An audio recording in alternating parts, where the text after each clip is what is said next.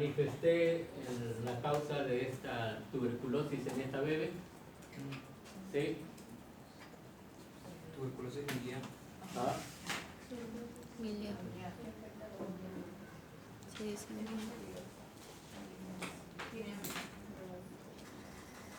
Sí, el pronóstico era malo desde un inicio, desde que se conoció la sintomatología de esta bebé, ¿no? Pero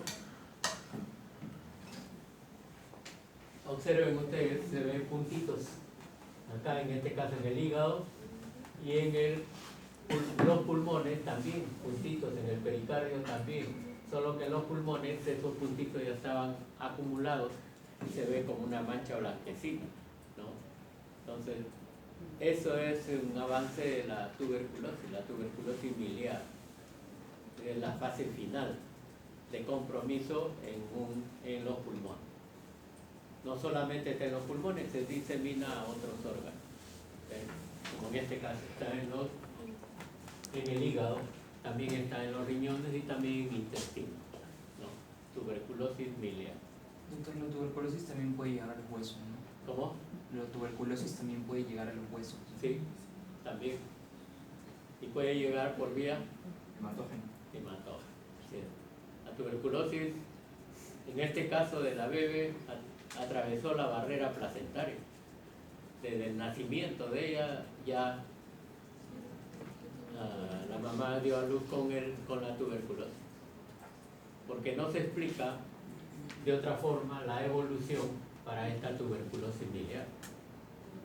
Muy rápido, escasos 6 meses de vida para que tenga una tuberculosis de ese tipo, ¿no? Creo que le manifesté que fue un caso de exposición justo para la fecha de la medicina peruana en el hospital donde laboré. ¿No es? No. María. María Auxiliadora. No sé si les dije de que al ser un caso clínico, ¿no? Se presentó precisamente porque la niña murió a los 2 días de haber sido trasladada al hospital María Auxiliadora, de otro hospital, ¿no? Y la trasladaron porque en el hospital de origen no había cuna con respirador artificial. En María Auxiliadora sí tenía, estaba libre, así que la trasladaron. Pero lamentablemente duró 2 días, nada más. ¿Okay? Y en la discusión clínica o en la exposición clínica, al revisar la historia, se encontró de que ninguno de los colegas pensó en tuberculosis. Solo un interno puso en la evolución clínica con interrogante, TBC. ¿No? Okay. Fue el único que iba a acertar. Después, los colegas ya que participaron de la discusión clínica, ¿no? Manifestaron de que se trataba de un linfoma o de otro tipo de enfermedad infectocontagiosa. Ninguno se atrevió a decir que era tuberculosis. Pero el resultado final fue una tuberculosis miliar diseminada. ¿Bien? Y llegando al diagnóstico en el hospital de origen de la bebé, ¿no? Servicio Social se encargó de ubicar a la mamá. Y se encontró de que tenía otros 2 hijos mayores que la bebé. Así que le hicieron el despistaje de tuberculosis. Los 3 positivos. ¿No? Entonces, la niña adquirió la enfermedad desde que estuvo en vientre materno. La tuberculosis o el bacilo de Koch atraviesa la barrera placentaria. ¿No? A veces son enseñanzas que nos quedan y se nos graba. Y precisamente es para poder enunciar también de que la tuberculosis sigue siendo un flagelo para nuestro país. Es una de las enfermedades infecto-contagiosas que más causa de muerte ocasiona, ¿no? Y que no debemos de descuidar. Uno, en nuestro caso, de pensar siempre en ese diagnóstico, ¿no? Y otro, de que hay que tratarlo siempre a tiempo. No hay que esperar que llegue a esta evolución, ¿no? Porque la tuberculosis miliar siempre es el estadio final. Y acá tienen.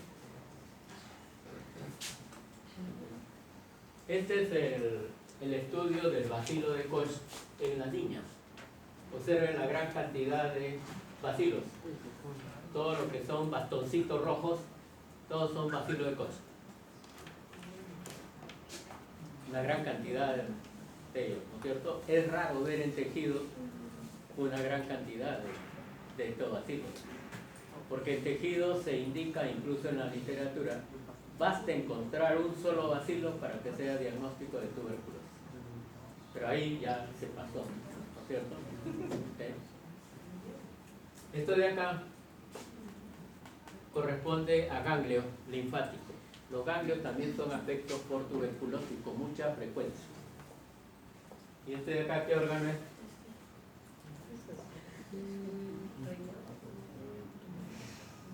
¿No?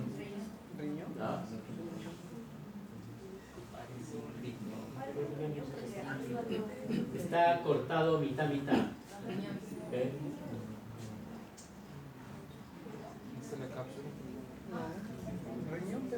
Esto de acá, ¿lo han visto en anatomía o lo han visto en histología también? ¿No? ¿Qué órgano es? Sí puede ser testículo. Pero era niña. Así es, testículo. Testículo. Entonces, La barriga es una red de testículos. ¿cómo? La barriga es una red de testículos. La túnica línea. Todo eso es epidídimo. Y acá sí hemos sacado corte histológico, pero esto es así. No le hemos tocado. Tenía ahí. Entonces, la necrosis no solamente se puede presentar en pulmones con cavidades, en cualquier órgano que afecte la tuberculosis puede presentar caverna tuberculosis. ¿Okay? Y dicho sea de paso, ningún órgano está exento de tener esta alteración, ¿no? Ustedes van a escuchar muchas veces de que la tuberculosis también se puede presentar en tubo digestivo, especialmente en el intestino, ¿no? Intestino delgado, intestino grueso, puede llegar a presentar. Entonces, pero son compromisos bastante raros, ¿no? Por ejemplo, el testículo, no, ni idea de que pueda ser tuberculosis. Y esto es lo relacionado con la necrosis gangrenosa, ¿no? Siempre comienza o puede comenzar con uno de los dedos del pie, puede comenzar en la planta, en el talón, y se puede extender de esta forma. Incluso, si se deja, puede extenderse hasta el tercio inferior de la pierna, ¿no? Y acá nos indica de que puede haber gangrena seca, ¿no? Predomina la necrosis coagulativa, y la gangrena húmeda cuando predomina la necrosis licuefactiva por un proceso infeccioso adicional, por la presencia de pus.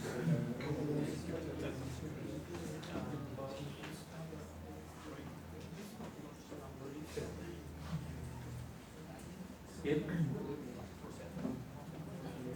Esto corresponde a una necrosis gomosa. ¿Okay?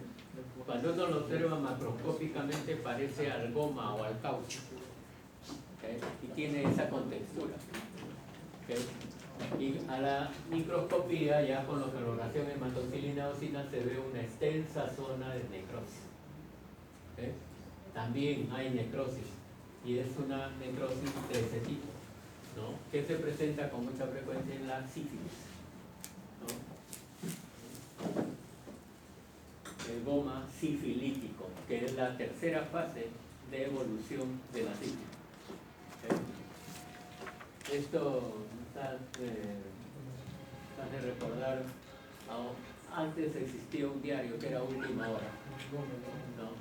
Que era la edición vespertina de la prensa de esa época, ¿no? Y sacaba siempre una tira cómica que era que la denominaban Serrucho, ¿no? Porque era un sujeto paisano, ¿no? Que siempre tenía sus ocurrencias, ¿no? Entonces a veces se lamentaba, decía: tanto tiempo en mi tierra y no feliz, no feliz. Recién llegado a Lima, sí feliz. ¿No? Entonces, a veces se le queda a uno grabado esas ocurrencias, ¿no? Bien, y la necrosis grasa puede ser por proceso traumático, cualquier traumatismo en cualquier parte de nuestra anatomía, ¿no? Puede llegar a afectar, dependiendo de su intensidad, el tejido adiposo. Pero lo que observan acá, este es el páncreas, la grasa, ¿no? Que está alrededor del páncreas, y observen, esta es la necrosis, ¿no? La versión microscópica, ¿no? Que es la necrosis enzimática de la grasa, ¿no? Que muy bien han manifestado ustedes que es por la saponificación de la grasa.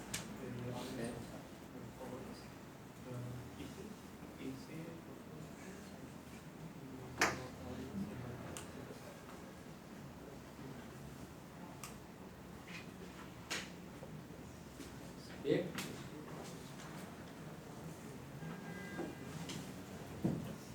¿Hemos visto lesión celular persistente? No. En la práctica sí. ¿No es cierto? Okay. Sin embargo, con esto terminaremos lo que es el primer tema, lesión celular. Okay. Que corresponde a lo que es, ¿no?, la lesión celular persistente. ¿Okay? Entre la lesión celular persistente hemos indicado de que se le denomina así porque la lesión persiste, ¿no? No causa muerte celular, pero sí da alteraciones en la célula. ¿Okay? Y esta lesión celular persistente son de estos tipos: hipertrofia, hiperplasia, agenesia, atrofia, metaplasia, displasia y atimia. Siempre señalando que estos tres últimos están relacionados con el desarrollo de cáncer o neoplasias malignas.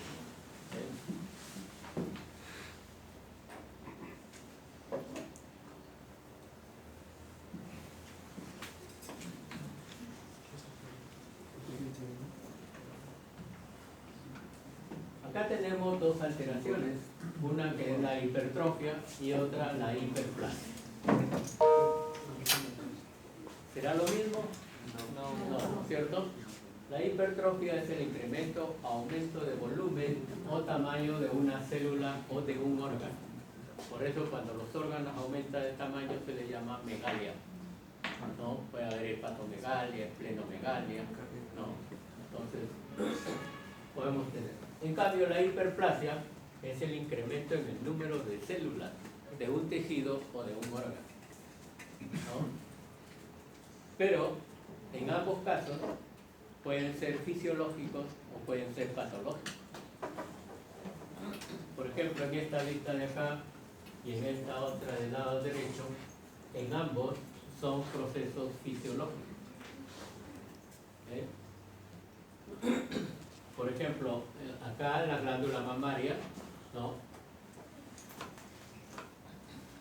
puede llegar a aumentar de tamaño, sobre todo en la lactancia, ¿no? Y es un proceso de hipertrofia. ¿Habrá hiperplasia? No, ¿cierto? Es una hipertrofia fisiológica. Aumentan de tamaño los acinos glandulares o lóbulos glandulares, como se menciona. Pero eso está dado por la presencia y acción de las hormonas, ¿no?, que van a actuar justo en esos procesos. El desarrollo de la glándula mamaria se da también por el mismo proceso. ¿Okay? Y en lo que es la lactancia, con mayor razón, aumenta más el volumen de esta glándula mamaria. Y luego tenemos la hipertrofia fisiológica con el desarrollo de las masas musculares en los que previamente o consuetudinariamente hacen ejercicios, ¿no? O levantan pesas, los deportistas. Pero si por A o B razones dejan de hacer esos ejercicios, sus masas musculares otra vez disminuyen. ¿Okay? Entonces siempre tienen que estar en constante ejercicio para que no exista esa reversión de la disminución del tamaño de la masa muscular. Y acá tienen lo que vieron en la práctica, sobre todo con el primero, ¿no? Una hipertrofia cardíaca, incremento del grosor, ¿no? O de la masa muscular cardíaca, que está dado específicamente a nivel de los ventrículos, ¿cierto? ¿Será fisiológica o patológica? De hecho, es patológica, ¿no? Porque va a causar alteraciones, ¿no? Por eso es patológico. Porque si fuese fisiológica no habría mayor alteración en la persona. En este caso sí, porque va a conllevar a ¿a qué cuadro? Insuficiencia cardíaca. No, una insuficiencia cardíaca, que es una lesión fisiológica mayor, ¿cierto? ¿Okay? Luego tienen ustedes la hiperplasia patológica. La hiperplasia que se puede presentar en cualquier órgano también por incremento del número de sus células, ¿no? Que puede ser una hiperplasia de células normales o puede ser hiperplasia de células anormales o atípicas, ¿no? Pero el hecho de aumentar el número de las células ya es una hiperplasia. ¿Okay? En este caso está, ¿no?, dado por el pólipo intestinal en el colon. En el colon siempre es frecuente encontrar estas alteraciones, los pólipos. Incluso en algunos casos se señala de que es heredofamiliar, ¿no? Los miembros de una determinada familia van a presentar esas alteraciones. Menos mal que son benignas los pólipos, ¿no? Pero se presentan en casi todos los miembros de una familia. Hiperplasia. ¿Qué órgano? Útero. No es como lo ven en los esquemas, en los dibujos, ¿no?, en las fotos, ¿no? Está totalmente deforme, ¿cierto? Pero está deforme por el incremento del tamaño y también van a estar incrementados sus tejidos. Por lo general, el tejido que se incrementa en el útero es el tejido muscular, los leiomiomas, ¿no? Leiomiomas en este caso. Músculo liso se incrementa, ¿okay? Y da un aumento de tamaño. Y cuando ustedes hagan un examen clínico, también pueden encontrar esto: una hepatomegalia y una esplenomegalia a la palpación. ¿Okay? Y es notorio, incluso los colegas lo grafican así con plumón, ¿no?, para demostrar de que está siempre por debajo del reborde costal, el aumento de tamaño del hígado y también el aumento de tamaño del vaso. Doctor, ¿ese tumor también se siente a la palpación? ¿En el útero? Sí. No. Recuerden que es un órgano interno y no se puede determinar a la palpación. Bien, entonces, en el caso de la foto de la palpación, ¿no?, en un paciente, una hepatoesplenomegalia, que por lo general siempre se presenta en los procesos infecciosos. Siempre. Pueden estar los dos o puede estar uno de ellos agrandado. Siempre. ¿no? Por eso es que recuerden siempre los límites en la anatomía normal. El hígado no puede rebasar el borde costal. Siempre tiene que estar por encima, 1 o 2 dedos por encima del reborde costal derecho. Pero si lo rebasa es porque hay ya el vaso megal. Igualmente el vaso casi nunca se palpa. Y cuando se palpa es porque se ha agrandado demasiado.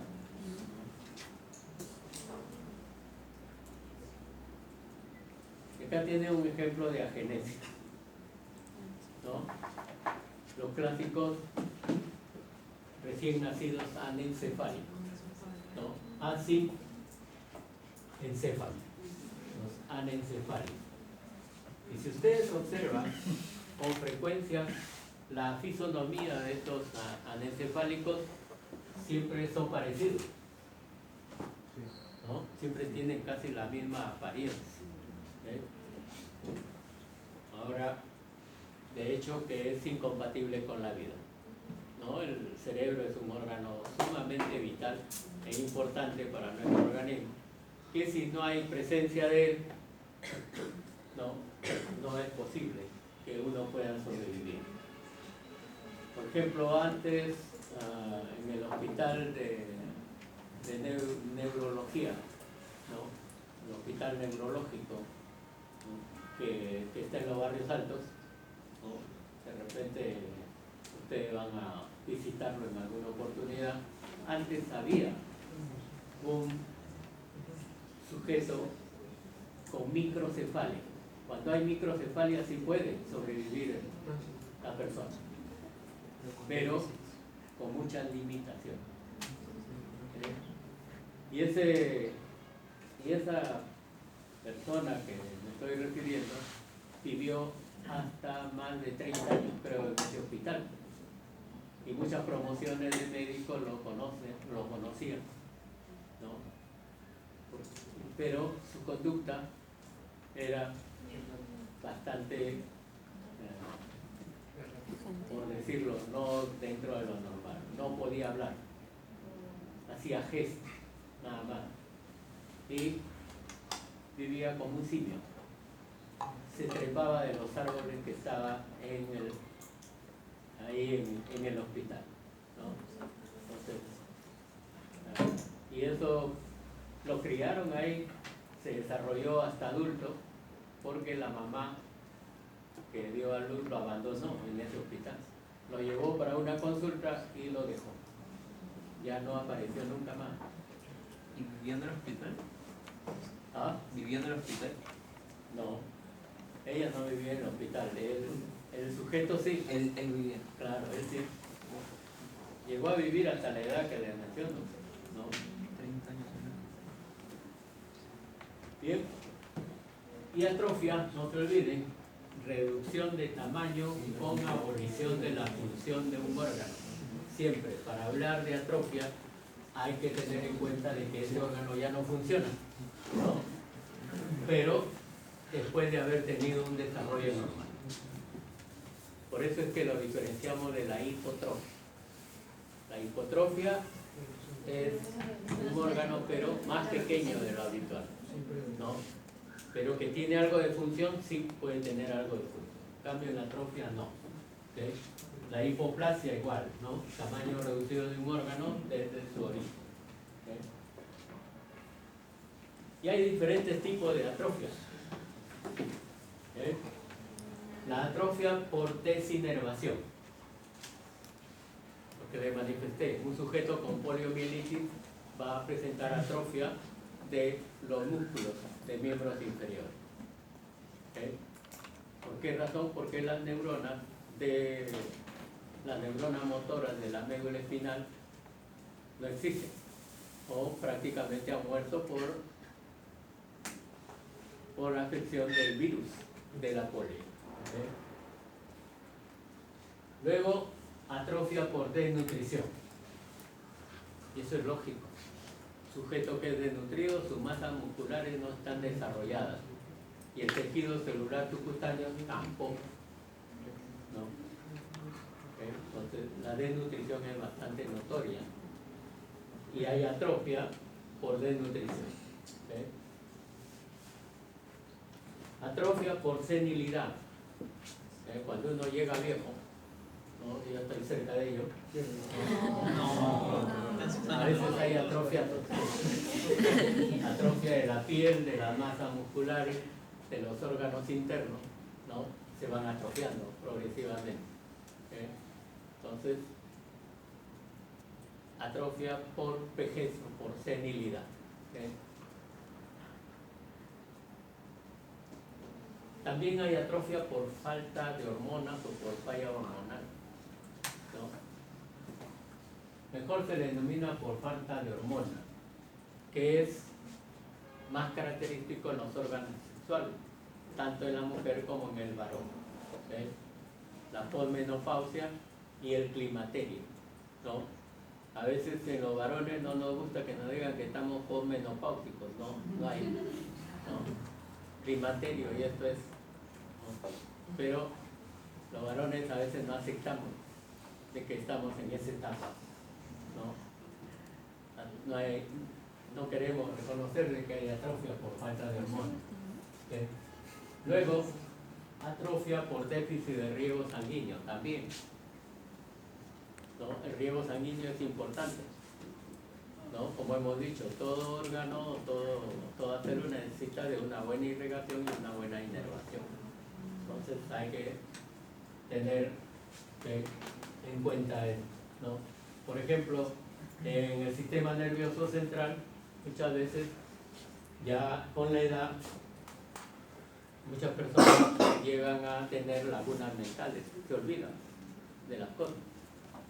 Y eso va a ir degenerando progresivamente hasta llegar a la evolución hacia la enfermedad de Alzheimer, ¿no? El grado extremo, donde la persona o el anciano ya no reconoce ni a sus familiares, ¿no?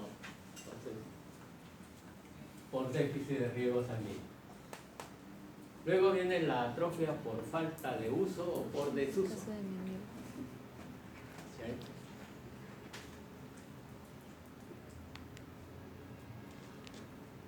Pero no es por lo que algunos se imaginan, ¿no?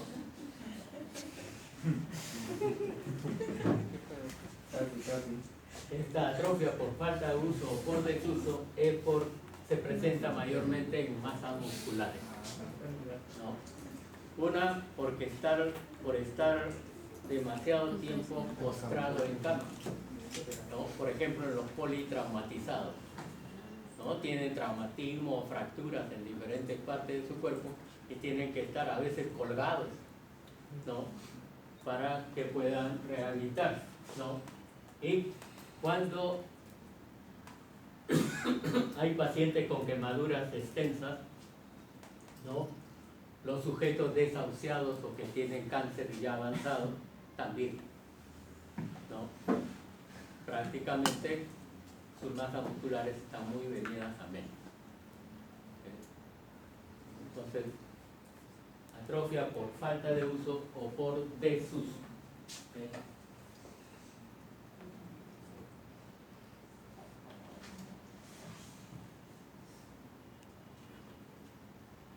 Bien.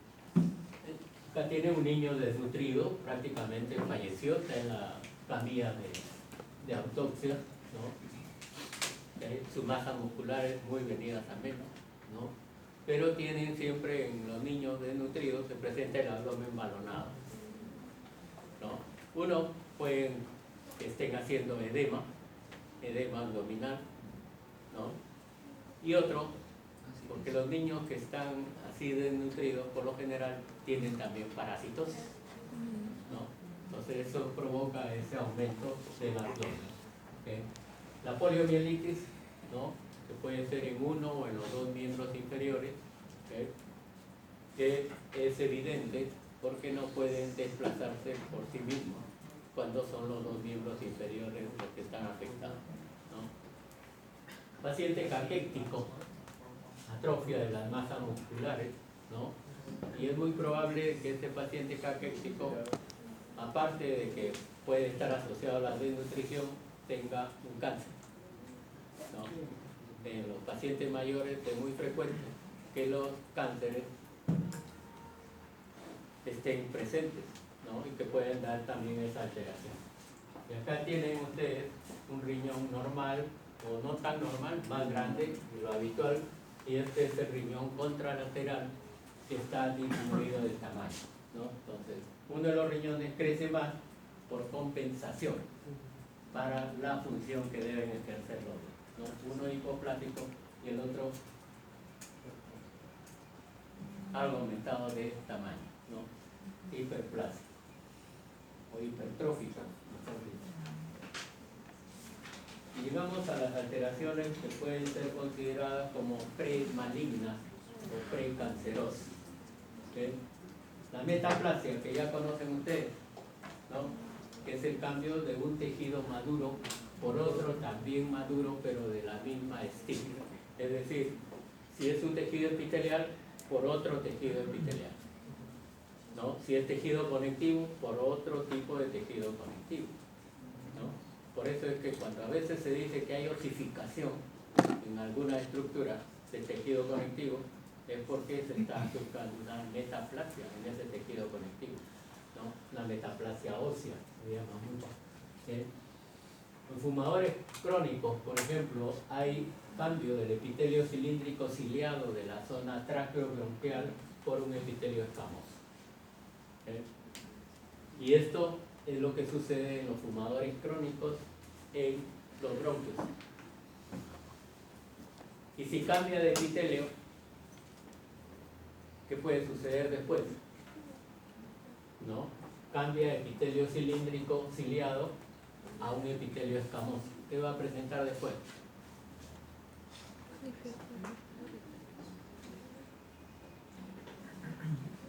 Va a presentar una de las variantes de cáncer pulmonar, que es el carcinoma epidermoide.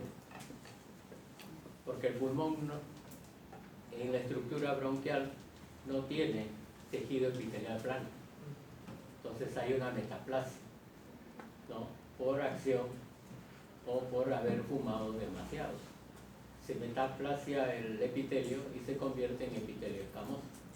Y de ahí se convierte en un cáncer epidermoide, ¿no? Luego, en infecciones crónicas del cuello uterino también es frecuente encontrar este cambio. Hay metaplasia. Por eso muchos que diagnostican metaplasia en una biopsia de cuello uterino siempre tienen que hacer el seguimiento a la paciente, ¿no? Papa Nicolau a repetición cada 4 meses o cada 6 meses, ¿no? Y también biopsias, si es que se observa cambios al examen colposcópico, ¿no? El esófago de Barré